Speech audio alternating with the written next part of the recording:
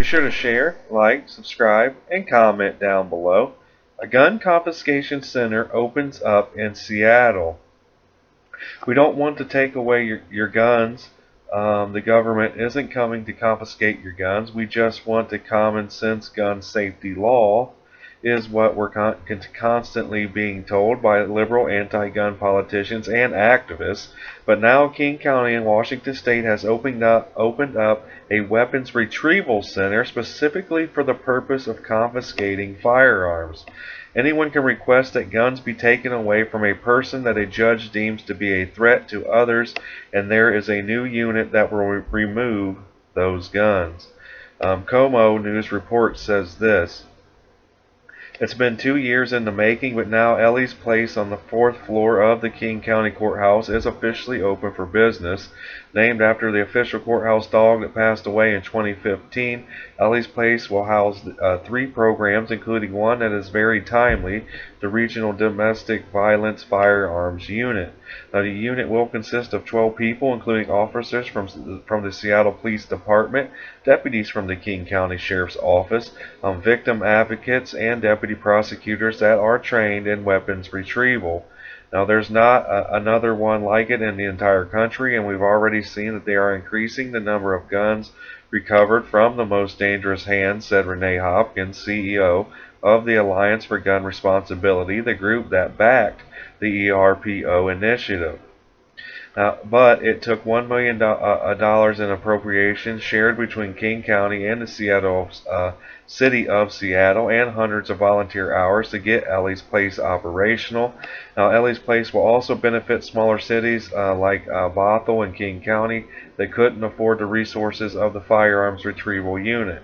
Now, not all counties and cities in the state are wealthy enough to do the same. These are great ideas, but they are unfunded mandates that are being placed on departments.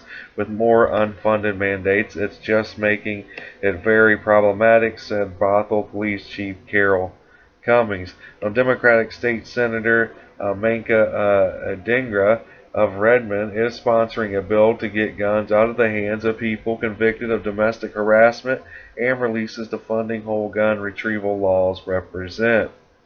Now, it says no state monies are being set aside for the ERPOs and their enforcement.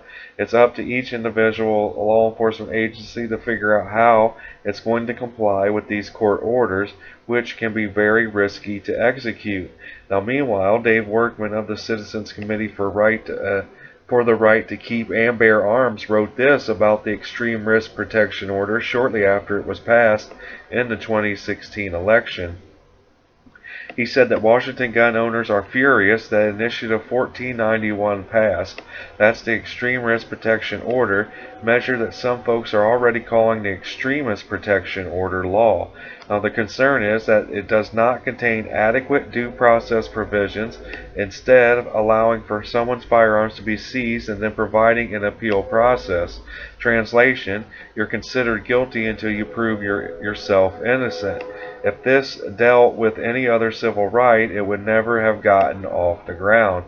Now, no such measure respects the rights of law-abiding gun owners, not their Second Amendment rights or their Fourth Amendment privacy rights, or the presumption of innocence guaranteed by the Sixth Amendment. The editorials are protected by the First Amendment, which is part of the Bill of Rights. Those 10 amendments were written to delineate and protect rights of individual citizens. Eroding any of them weakens all of them. So be sure to share, like, subscribe, and comment down below and tell me how you feel about this report. But other than that, I hope you guys have a great day.